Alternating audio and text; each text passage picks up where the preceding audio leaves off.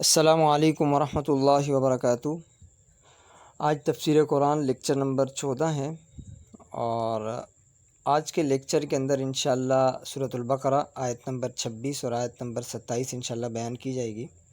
اس کا ترجمہ ہوگا، تفسیر ہوگی، اور اس کے اندر اللہ تبارک و تعالیٰ نے جن موضوعات کے اوپر بات کی ہے تو اسٹارٹ میں تھوڑا سا آپ کو میں سمجھا دیتا ہوں بطور خلاصہ کے، تاکہ جب آیات کا ترجمہ کیا جائے تو آپ کو ان آیات کا ترجمہ سمجھنے میں، اور جب کر رہا ہوں آپ کو آسانی ہو جائے۔ تو اسی وجہ سے خلاصتاً میں آپ کو اسٹارٹ میں بتا دیتا ہوں کہ ان آیات کے اندر اللہ تبارک و تعالیٰ بیان کیا کرنا چاہ رہے ہیں خلاصتاً۔ اصل میں کل کے سبق کے اندر آپ نے پڑھا تھا کہ مشرکین جو تھے یا جو منافقین تھے، کفار تھے، وہ قرآن کے اوپر اعتراض کیا کرتے تھے کہ یہ اللہ کی کتاب نہیں ہے، بلکہ آپ صلی اللہ علیہ وسلم سے کہا کرتے تھے کہ یہ آپ کی خود اپنے طرف سے لکھی ہوئی ایک کتاب ہے، یہ اللہ کی طرف سے کتاب نہیں ہے، کتاب اللہ نہیں ہے، قرآن نہیں ہے، ٹھیک ہے، یعنی اللہ کی طرف سے وحی کردہ کتاب نہیں ہے، یہ آپ نے اپنی طرف سے گھڑ لی ہے۔ اب ظاہر سی بات ہے، جب انہوں نے اتنا بڑا دعویٰ کیا تھا تو اس دعوے کے اوپر ان کے پاس کوئی نہ کوئی دلیل ہوگی۔ ظاہر سی بات ہے، اگر ایک بندہ ایک چیز کا دعویٰ کرتا ہے کہ بھئی یہ کتاب اللہ کی نہیں ہے، بھئی آپ کے پاس کیا دلیل ہے؟ کس دلیل کی بنیاد پر آپ کہہ رہے ہو کہ اللہ کی کتاب نہیں ہے؟ دلیل تو بنتی ہے۔ تو وہ جو دلائل دیا کرتے تھے قرآن کتاب اللہ نہیں ہے، اس کے جو دلائل دیا کرتے تھے، آج اللہ تبارک و تعالیٰ نے ان دلائل کو پہلے ذکر کیا، پھر اللہ تبارک و تعالیٰ نے ان دلائل کو توڑا۔ دلائل کے ذریعے اللہ تعالیٰ نے ان کی جو دلیل تھی نا کہ قرآن اللہ کی کتاب نہیں ہے، کیوں نہیں ہے، جو دلیل دیتے تھے اللہ تبارک و تعالیٰ نے پہلے ان کی دلیل بتلائی کہ اس دلیل کی وجہ سے وہ قرآن کو نہیں مانتے، تو اللہ نے ان کی دلیل کو بھی توڑ دیا کہ بھئی آپ کی دلیل بس اپنی طرف سے من گھڑت ہے، اس کی کوئی حیثیت یا کوئی وقعت نہیں ہے، ٹھیک ہے۔ اس کے بعد اگلی آیت کے اندر اللہ تبارک و تعالیٰ نے جو منافقین تھے، یہود و نصارہ جو تھے، مشرکین تھے، اللہ تبارک و تعالیٰ نے ان کے اندر پائی جانے والی 3 بری خصلتیں، 3 بڑی بڑی خرابیاں اللہ تبارک و تعالیٰ نے بیان کی ہیں۔ تو آج کی آیات کے اندر سب سے پہلا موضوع یہ ہوگا کہ اللہ تبارک و تعالیٰ نے مشرکین نے یا منافقین نے یا کفار نے جو قرآن کے اوپر اعتراض کر کہ اللہ کی کتاب نہیں ہے، اس پر جو دلائل دیے تھے، اللہ نے ان دلائل کا رد کیا، نمبر 1۔ دوسرا، اللہ تعالیٰ نے ان کے جو برے اعمال تھے، ان کے اندر جو خرابیاں تھیں بڑی بڑی، ان میں سے اللہ تبارک و تعالیٰ نے 3 بڑی خرابیوں کو ذکر کیا۔ اچھا، یہ پہلے خلاصتاً آپ سن لیں کہ ان کے اعتراض کیا تھے، دلائل کیا تھے قرآن کے اوپر کہ قرآن اللہ کی کتاب نہیں ہے۔ دیکھیں، اللہ تبارک و تعالیٰ نے قرآن میں مختلف مقامات کے اوپر مختلف چیزوں کو سمجھانے کے لیے مثالیں دی ہیں، اور ماقبل کے سبق کے اندر میں نے آپ سے عرض کیا تھا کہ جب کسی جگہ پہ اللہ تبارک و تعالیٰ کسی چیز کی مثال بیان کرتے ہیں، مثال کے ذریعے اللہ تبارک و تعالیٰ جب کسی چیز کو سمجھاتے ہیں تو کسی باریک اور کسی مشکل اور پیچیدہ چیز کو سمجھانے کے لیے عام طور پہ مثال دی جاتی ہے، اور مثال کے ذریعے وہ چیز جلدی بھی سمجھ آتی ہے اور اچھی بھی سمجھ آتی ہے۔ تو مثال کا بہت اہم کردار ہوتا ہے کسی بھی چیز کو سمجھنے کے لیے، پیچیدہ اور مشکل چیز کو سمجھنے کے لیے۔ اسی وجہ سے قرآن کے اندر کئی مقامات کے اوپر اللہ تبارک و تعالیٰ نے مختلف مثالیں دی ہیں۔ اب ان مثالوں کے اندر بعض جگہ اللہ تبارک و تعالیٰ نے مکڑی کی مثال بھی دی ہے، بعض جگہ اللہ نے مچھر کی بھی مثال دی، بعض جگہ اللہ تعالیٰ نے مکھی کی بھی مثال دی، ٹھیک ہے۔ میں آپ کو 1-2 ایگزامپل کے طور پہ بتا دیتا ہوں۔ جیسے اللہ تبارک و تعالیٰ سورہ حج میں فرماتے ہیں، آیت نمبر 73 کے اندر اللہ فرماتے ہیں کہ ان الذین تدعون من دون اللہ لن یخلقوا ذبابا ولو اجتمعوا لہ۔ اللہ فرما رہے ہیں کہ اللہ کے سوا جن معبودوں کو تم پکارتے ہو، مشرکین سے فرما رہے ہیں کہ اللہ کے سوا جن کو تم پکارتے ہو، جن معبودوں کو پکارتے ہو یعنی اپنے جو آپ کے بت ہیں، تو اللہ فرما رہے ہیں کہ وہ ایک مکھی بنانے پر بھی قادر نہیں ہے۔ اگر وہ سارے جمع ہو جائیں نا، آپ کے جتنے بھی معبود ہیں اور یہ جتنے بھی بت تم نے بنائے ہوئے ہیں، یہ سارے جمع ہو جائیں تو یہ ایک مکھی بھی نہیں بنا سکتے، ٹھیک ہے، ذباب مکھی کو کہا جاتا ہے۔ اسی طریقے سے اللہ تبارک و تعالیٰ نے ایک پوری سورت مکڑی کے نام پہ نازل کر دیا، عنکبوت مکڑی کو کہا جاتا ہے، ٹھیک ہے۔ تو مکڑی کے نام پہ اللہ اسی سورت کے اندر، سورۃ العنکبوت کے اندر اللہ فرماتا ہے آیت نمبر 41 کے اندر وَإِنَّ أَوْهَنَ الْبُيُوتِ لَبَيْتُ الْعَنْكَبُوتِ۔ اللہ فرماتے ہیں اور گھروں میں سب سے کمزور جو گھر ہوتا ہے یقیناً مکڑی کا گھر ہوتا ہے۔ تو اب کفار کو یہاں پر آ کے مسئلہ ہوتا تھا کہ دیکھو اللہ جو ہے وہ کیا ہے، بادشاہ ہیں، ٹھیک ہے، اور جو بادشاہ کا کلام ہوتا ہے یا بڑے شخص کا جو کلام ہوتا ہے وہ اپنے کلام کے اندر یہ معمولی اور گھٹیا چیزوں کو نہیں لے کے آتے، کیونکہ عربی کا ایک محاورہ ہے کلام الملوک کی ملوک الکلام، یعنی بادشاہوں کا جو کلام ہوتا ہے وہ کلاموں کا بادشاہ ہوتا ہے، ٹھیک ہے۔ تو وہ کہتے ہیں کہ اللہ کا کلام کیسے ہو سکتا ہے؟ اللہ تعالیٰ مکھی کی کبھی بات کر رہے ہیں، کبھی مچھر کی بات کر رہے ہیں، اللہ کبھی مکڑی کی بات کر رہے ہیں، تو یہ کیسا اللہ کا کلام ہو سکتا ہے؟ اللہ تو ایسی ذات ہے کہ ان کو اللہ ان چیزوں کا نام ہی نہ لے، کسی اور چیز کے ذریعے سمجھاتے اس چیز کو، تو اس وجہ سے وہ اس چیز کا رد کیا کرتے تھے۔ تو اللہ تبارک و تعالیٰ نے ایک تو ان کا جواب دے دیا، اور انشاءاللہ ترجمے کے ساتھ ساتھ میں آپ کو ساری چیزیں کلیئر کر دوں گا کہ اللہ تعالیٰ نے کیسے ان کا جواب دیا، ٹھیک ہے۔ اور باقی کچھ چیزیں انشاءاللہ وہ میں بعد میں آپ کو انشاءاللہ اینڈ میں سمجھا دوں گا، اور جو ان کی خرابیاں ہیں وہ ترجمے کے ساتھ ساتھ انشاءاللہ کلیئر کر دوں گا۔ ترجمہ سن لیتے ہیں۔ ان اللہ، ان بے شک کے معنی میں آتا ہے ان اللہ، بے شک اللہ، لا یستحیی، استحیا یستحیی، حیا کے معنی میں آتا ہے کہ ان اللہ، بے شک اللہ تعالیٰ، لا نفی کے لیے آ گیا، انکار کے لیے، کہ نفی کا معنی یہاں پایا جا رہا ہے، لا یستحیی، اللہ حیا نہیں کرتے، اللہ نہیں شرماتے۔ کس چیز سے نہیں شرماتے؟ ان یضرب مثلا، کہ اللہ بیان کرے مثالیں، یعنی اللہ تعالیٰ مثال بیان کرنے سے نہیں شرماتے۔ کیسی مثالیں؟ مثال کے آگے کیا فرمایا؟ بعوضۃ، ما بعوضۃ فما فوقہا، بعوضہ کہتے ہیں مچھر کو، ٹھیک ہے، یا اس سے اوپر کی کوئی چیز ہو، یعنی جو مچھر ہوتا ہے، مچھر ہو یا مکھی ہو، کوئی بھی چیز ہو، ٹھیک ہے، مچھر ہو یا اس سے گھٹیا کوئی چیز ہو نا، تو اللہ تعالیٰ ان کی مثال دینے سے نہیں شرماتا، حیا نہیں کرتا، ٹھیک ہے۔ ان اللہ لا یستحی، بے شک اللہ تعالیٰ نہیں شرماتے، ان یضرب، کہ اللہ تعالیٰ نہیں شرماتے کہ اللہ مثال بیان کریں، ٹھیک ہے، مچھر کی یا اس سے بھی کوئی اوپر کی چیز کی۔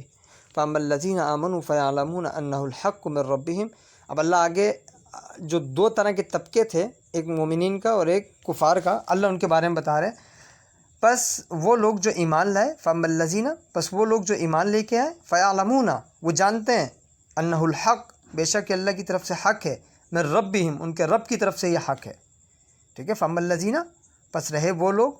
الَّذِينَ، وہ لوگ، آمنوا، جو ایمان لائے، فَيَعْلَمُونَ، وہ جانتے ہیں، أَنَّهُ الْحَقُّ مِن رَّبِّهِمْ، کہ یہ مثالیں جو اللہ دے رہے ہیں یہ اللہ کی طرف سے کیا ہیں؟ برحق ہیں۔ وَأَمَّا الَّذِينَ، اب جو دوسرا طبقہ تھا جو نہ ماننے والے تھے، اللہ فرما رہے ہیں الَّذِينَ كَفَرُوا، وہ لوگ جنہوں نے کفر کیا، وہ طبقہ، فَيَقُولُونَ، وہ کہتے ہیں، مَاذَا أَرَادَ اللَّهُ بِهَذَا مَثَلًا، اللہ نے کیا ارادہ کیا ان مثالوں کے ذریعے، یعنی مثالیں دیکھ کر اللہ کیا چاہتے ہیں، کیا ارادہ کرتے ہیں، یہ مثالیں کیوں دی ہیں اللہ نے، ٹھیک ہے۔ اللہ آگے کیا فرما رہے ہیں؟ یضل بہ کثیرا ویہدی بہ کثیرا، اللہ فرماتے ہیں انہی مثالوں کے ذریعے بہت سے لوگ گمراہ ہو جاتے ہیں اور بہت سے لوگ ہدایت پا جاتے ہیں۔ وما یضل بہ الا الفاسقین، اور اللہ فرماتے ہیں کہ فاسق جو ہے نا، اور گمراہ نہیں ہوتے مگر فاسق لوگ، یعنی گمراہ جو بھی ہوگا وہ فاسق ہوگا، ٹھیک ہے۔ یضل بہ کثیرا، اللہ فرماتے ہیں اس کے ذریعے بہت سے لوگ کیا ہوتے ہیں؟ گمراہ ہوتے ہیں۔ ویہدی بہ کثیرا، اور بہت سے لوگ اس کے ذریعے کیا پاتے ہیں؟ ہدایت پاتے ہیں، اور گمراہ نہیں ہوتے مگر فاسقین گمراہ ہوتے ہیں، بس، ٹھیک ہے۔ اگلی آیت کا بھی ترجمہ کر لیتے ہیں، اس کے بعد پھر انشاءاللہ اور زیادہ واضح ہو جائے گا۔ اب اللہ تعالیٰ ان کی تین بری خصلتیں، میں نے آپ سے کہا تھا نا کہ اللہ تین خصلتیں بیان فرمائیں گے، ان کی جو ان کے اندر خرابیاں تھیں وہ اللہ بیان فرمائیں گے۔ تو اللہ فرماتے ہیں ان کی پہلی خرابی کیا ہے؟ الذین ینقضون عہد اللہ من بعد میثاقہ، اللہ فرماتے ہیں الذین، وہ لوگ جو، ینقضون، نقض ینقضو کے معنی توڑنے کے آتے ہیں، وہ لوگ جنہوں نے توڑا عہد اللہ، عہد کہتے ہیں وعدے کو، عہد اردو میں بھی کہا جاتا ہے، ٹھیک ہے، عہد و وفا، ٹھیک ہے، عہد وعدہ، اللہ کا وعدہ، وہ لوگ جنہوں نے توڑا اللہ کا وعدہ، من بعد میثاقہ۔ اچھا، میثاق کہتے ہیں جس چیز کو آپ پختہ کر لیں، پکا کر لیں، یعنی آپ نے کسی کے ساتھ کسی چیز کے اوپر ایگری کر لیا کہ ہاں بھائی یہ ڈن ہو گیا، اس ٹائم پہ میں آپ سے ملوں گا، یہ کام اس ٹائم پہ ہو جائے گا، تو یہ میثاق ہو گیا، ٹھیک ہے۔ تو من بعد میثاقہ یعنی اس عہد کو پکا کرنے کے بعد پھر اللہ کے اس عہد کو انہوں نے توڑا۔ وَيَقْطَعُونَ مَا أَمَرَ اللَّهُ، یہ پہلی خرابی بیان کر دی کہ انہوں نے اللہ کے عہد کو توڑا۔ اب اللہ کا عہد کیا تھا یہ انشاءاللہ آگے ڈیٹیل میں آپ کو بتاتا ہوں۔ وَيَقْطَعُونَ مَا أَمَرَ اللَّهُ بِهِ أَن يُوصَلَ، دوسری خرابی کیا اللہ بیان فرما رہے ہیں ان کی؟ اللہ فرما رہے ہیں کہ اور وہ توڑتے ہیں یا کاٹتے ہیں۔ وَيَقْطَعُونَ، قطع یقطع معنی کاٹنے کے آتے ہیں، اور وہ کاٹتے ہیں ما امر اللہ، جس کا حکم دیا اللہ نے، ان یوصل، کہ وہ اس کو جوڑ کے رکھیں۔ اللہ نے حکم دیا کہ رشتہ داروں کے ساتھ جوڑ کے رکھو، یہ رشتہ داروں کے ساتھ رشتہ داری توڑتے ہیں۔ اللہ نے حکم دیا پڑوسیوں کے ساتھ جوڑ کے رکھو ناتا، یہ ان سے ناتا توڑتے ہیں۔ ٹھیک ہے، اللہ نے جو حقوق بتائے والدین کے ساتھ بنا کے رکھو، ان کے ساتھ ناطہ جوڑ کے رکھو، یہ والدین سے بھی ان کا ناطہ توڑتے ہیں۔ تو ان یوصل ویقطعون ما امر اللہ بان یوصل، اللہ نے جہاں رشتہ بنانے کی یا صلہ رحمی کا جو اللہ نے ان کو حکم دیا تھا،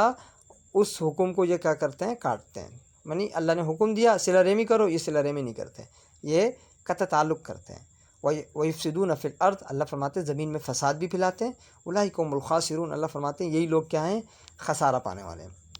امید ہے کہ ترجمہ آپ تقریباً سمجھ گئے ہوں گے۔ تو پہلی چیز یہ ہے کہ جو مکھی یا مچھر کی مثال تھی، اللہ فرما رہے ہیں کہ یہ کوئی اتنی بڑی بات نہیں ہے کہ اگر مکھی یا مچھر کی مثال دے دی گئی تو اس سے کوئی مسئلہ ہو گیا، ٹھیک ہے۔ کسی چیز کو سمجھانے کے لیے، یہ کرنے کے لیے کسی بھی چیز کی آپ مثال دے سکتے ہیں، اس کے اندر کچھ بھی نہیں ہے، کیونکہ روایات میں آتا ہے کہ آپ صلی اللہ علیہ وسلم نے حدیث کے اندر بھی کئی ساری مثالیں دی ہیں۔ آپ صلی اللہ علیہ وسلم فرماتے ہیں، ترمذی کی روایت ہے کہ اگر اللہ کے ہاں دنیا کی قدر و قیمت ایک مچھر کے پر کے برابر بھی ہوتی تو اللہ کسی ایک کافر کو ایک گھونٹ پانی کا بھی عطا نہ فرماتے،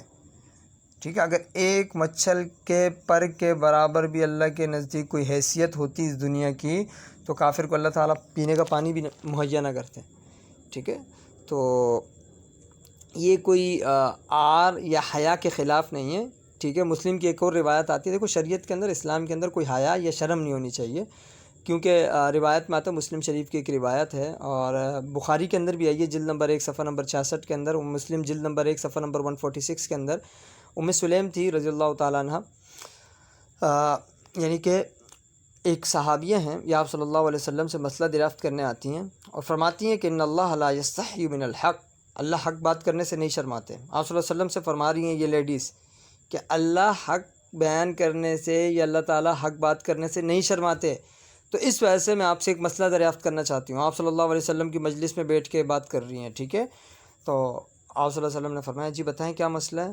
تو انہوں نے کہا ہے کہ کیا عورت کو بھی احتلام ہو سکتا ہے کہ خواب آئے کوئی ایسا جس کی وجہ سے وہ ڈسچارج ہو جائے، احتلام ہو جائے جیسے مردوں کو ہوتا ہے؟ تو آپ صلی اللہ علیہ وسلم نے فرمایا نام یا سلیم اذا ذات الماء، جب وہ پانی خارج ہوگا، جب وہ مادہ نکلے گا تو اس پر غسل لازم ہو جاتا ہے، جیسے مردوں کا احتلام ہوتا ہے اس طریقے سے لیڈیز کو بھی ہو سکتا ہے، ٹھیک ہے۔ تو حیا یہ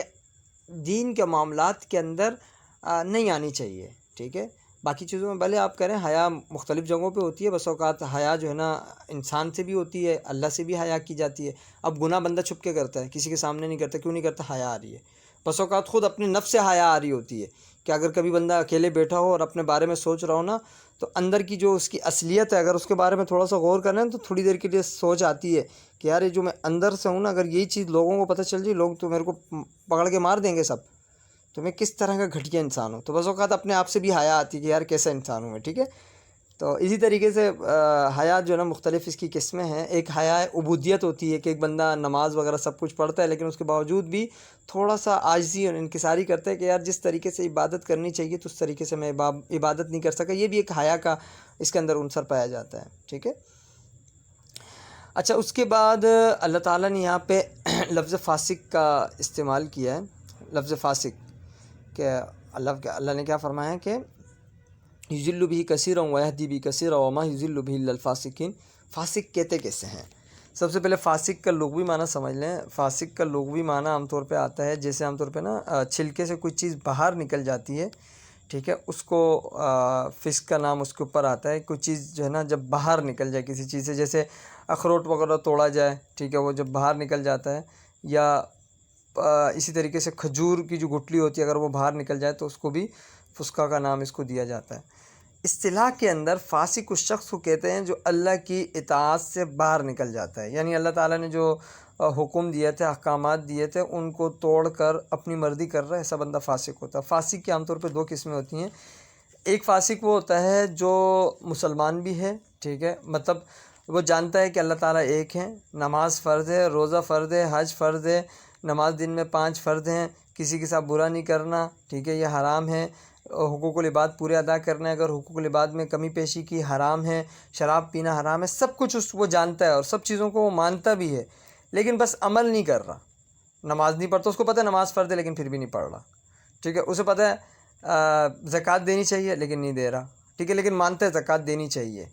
ٹھیک ہے، روزہ رکھنا چاہیے اس چیز کو مانتا ہے، تسلیم کرتا ہے، یہ اللہ کی طرف سے ایک بہت بڑی عبادت ہے، لیکن نہیں رکھتا، تو ایسا بندہ مسلمان تو ہوگا لیکن فاسق ہوگا، کیونکہ وہ گناہوں کا ارتکاب کر رہا ہے، اللہ تعالیٰ نے جو حکم کرنے کا دیا ہے اس کو پورا نہیں کر رہا، اللہ کی اطاعت سے باہر نہیں کر رہا ہے، ٹھیک ہے، اطاعت کرنے سے، تو ایسا بندہ مسلمان ہوتا ہے، لیکن یہ بھی فاسق کے معنی میں آتا ہے، لیکن یہ گناہوں کا ارتکاب کرنے والے کو بھی فاسق کہا جاتا ہے۔ ایک فاسق دوسرا ہوتا ہے، وہ فاسق عام طور پہ وہ ہوتا ہے کہ اللہ تعالیٰ نے حکم دیا کہ بھئی رسول پہ ایمان لاؤ، اللہ پہ ایمان لے کے آؤ، اب ان کو پتہ ہے کہ بھئی رسول برحق ہے، اللہ بھی برحق ہے، لیکن اس کے باوجود وہ اپنے کفر کے اندر اتنا پختہ ہو چکے ہیں کہ وہ اس کی حدود سے باہر نکل چکے ہیں، ٹھیک ہے، اپنی سرکشی اور ضد اور نافرمانی کی وجہ سے کفر میں اتنے پکے ہو گئے، تو اس وجہ سے بھی ان کو فاسق کہا جاتا ہے۔ تو یہاں پہ جو فاسقون کا جو لفظ استعمال ہوا ہے، اللہ تعالیٰ نے ایسے لوگوں کے لیے استعمال کیا جو کافر تھے، یہ دوسرے والے ہمارے جو مسلمان ہیں لیکن اگر صرف گناہ وغیرہ کر لیتے ہیں، ایسے کافروں کے بارے میں یہ چیز نہیں آئی، ٹھیک ہے، یہ چیز یہاں کلیئر ہوگی۔ اس کے بعد الذین ینقضون عہد اللہ کا میں نے آپ کو بتایا تھا کہ میں آپ کو بتاؤں گا کہ اللہ کا عہد توڑنے سے کیا مراد ہے۔ دیکھیں، الذین ینقضون عہد اللہ، عہد اللہ کا کیا ہے، یہاں پہ مختلف تفسیر ہیں۔ ایک عہد سے مراد وہ عہد ہے جو اللہ نے عہد الست کیا تھا، جب دنیا کو اللہ نے بنایا، روحوں کو بنایا، تو اللہ تعالیٰ نے سب سے سوال کیا تھا کہ آپ کا رب کون ہے؟ سب نے کہا تھا الست بربکم، اللہ نے فرمایا کہ کیا میں تمہارا رب نہیں ہوں؟ تمام روحوں سے کہا، ٹھیک ہے، تو انہوں نے کہا بالا، کیوں نہیں، آپ ہی تو ہمارے رب ہیں۔ اب جب ہم نے، ہماری روحوں نے ایک بہت طویل زمانہ پہلے اللہ کے سامنے ایک عہد کیا، ایک میثاق کیا کہ آپ ہی ہمارے رب ہیں، پھر دنیا میں آ کے ہم اللہ کو اللہ نہ مانیں تو اللہ کا عہد ہی توڑنا ہوا نا، اللہ کا وعدہ توڑنا ہوا۔ اسی طریقے سے اس کا ایک معنی یہ بھی لے سکتے ہیں کہ یہ جو منافقین تھے، عام طور پہ یہودی زیادہ ہوتے تھے، یہود اور نصارہ تھے، تو یہ عام طور پہ انہوں نے اپنے پہلے والی جو کتابیں تھی، جو موسیٰ علیہ السلام پہ توریت یا عیسیٰ علیہ السلام پہ انجیل نازل ہوئی تھی، تو اس کے اندر یہ عہد کر چکے تھے، خاص کر یہودی توریت کے اندر یہ عہد کر چکے تھے کہ ہم آنے والے انبیاء کے اوپر ایمان بھی لائیں گے، اور ہم آنے والے جو انبیاء کے اوپر کتابیں نازل ہوں گی ان کے اوپر بھی ایمان لائیں گے، اور جو کچھ پیشن گوئیاں ہماری تورات کے اندر، ہماری کتاب کے اندر کی گئی ہے، ہم اس کو چھپائیں گے نہیں، بلکہ ہم آنے والے لوگوں کو بتائیں گے کہ فلاں نبی اس طریقے کا ہوگا، اس طریقے کا ہوگا، وہ تمام صفات جو آپ صلی اللہ علیہ وسلم سے ریلیٹڈ ہم لوگوں تک پہنچائیں گے۔ لیکن اس کے بعد بھی انہوں نے وہ چیز پوری نہیں کی، تو انہوں نے عہد کو توڑا، ٹھیک ہے۔ اور آگے جو دو ہیں کہ یہ قطع رحمی کرتے ہیں، یعنی اپنے آس پڑوس رشتہ داروں کے ساتھ اللہ نے جوڑنے کا حکم دیا لیکن یہ پھر بھی توڑتے ہیں۔ آج کل ہمارے اندر بھی یہ چیز پائی جاتی ہے، اللہ تعالیٰ سے دعا کرتے ہیں کہ اللہ تعالیٰ جو ہے نا جوڑنے والا بنائے، توڑنے والا نہ بنائے، کیونکہ بخاری، مسلم اور ترمذی کی ایک روایت میں آپ کو بتا دیتا ہوں، بخاری جلد 2 کے اندر صفحہ نمبر 855 ہے، اور اسی طریقے سے مسلم جلد نمبر 2 ہے، صفحہ نمبر 315، ترمذی صفحہ نمبر 285 کے اوپر اللہ فرماتے ہیں جو شخص جوڑنے کی کوشش کرتا ہے تو اللہ فرماتے ہیں میں اس کو جوڑ دوں گا، اور جو قطع کرتا ہے، توڑتا ہے رشتہ داری، اللہ فرماتے ہیں میں اس کو کاٹ دوں گا۔ تو یہ بہت زیادہ بڑی وعیدات ہیں۔ انشاءاللہ کبھی موقع ملا تو میں آپ کو صلہ رحمی کے اوپر انشاءاللہ جو فضائل ہیں وہ میں کبھی انشاءاللہ بتاؤں گا، چونکہ وقت بہت کم ہوتا ہے، میں زیادہ لیکچر لمبا نہیں کرنا چاہتا کیونکہ کچھ لوگوں کے مصروفیات ہوتی ہیں۔ تو فساد فی الارض بھی آپ سمجھ گئے، فساد فی الارض سے مراد یہ ہے کہ زمین کے اندر فساد کس طریقے سے پھیلانا ہے کہ لوگوں کو ایمان سے، دین سے متنفر کرتے تھے، تو اس وجہ سے اللہ نے فرمایا کہ یہ زمین کے اندر کیا کرتے ہیں، فساد پھیلاتے ہیں۔ اللہ تعالیٰ سے دعا ہے کہ اللہ تبارک و تعالیٰ عمل کی توفیق عطا فرمائے، اور اللہ تعالیٰ قرآن، حدیث اور آپ صلی اللہ علیہ وسلم کے طریقوں پہ چلنے والا بنائے۔ السلام علیکم ورحمۃ اللہ وبرکاتہ۔